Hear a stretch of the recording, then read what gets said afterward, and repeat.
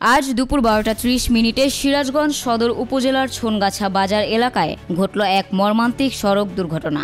Private car ও মোটরসাইকেলের মুখোমুখি সংঘর্ষে গুরুতর আহত হয়েছেন অন্তত 7 জন। এ ঘটনায় মুহূর্তেই পুরো বাজার এলাকায় আতঙ্ক ও চাঞ্চল্যের সৃষ্টি হয়। প্রত্যক্ষদর্শীদের ভাষ্যমতে দ্রুতগামী একটি প্রাইভেট কার বাজারের ভেতর দিয়ে প্রবেশের সময় বিপরীত দিক থেকে আসা একটি মোটরসাইকেলের সঙ্গে জোরালো সংঘর্ষ হয়। সংঘর্ষ এতটাই তীব্র ছিল যে মোটরসাইকেলটি প্রায় দুভাগ হয়ে যায় এবং উভয় যানবাহনের আরোহীরা রাস্তায় ছিটকে পড়ে গুরুতর আহত হন।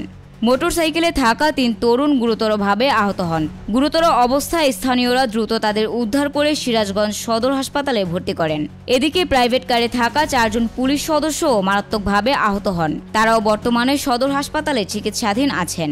এলাকাবাসীর দাবি, অতিরিক্ত গতির কারণেই এই ভয়াবহ দুর্ঘটনা ঘটেছে। তারা মনে করেন ট্রাফিক আইন অমান্য ও বেপরোয়া গাড়ি চালানোই এর মূল কারণ।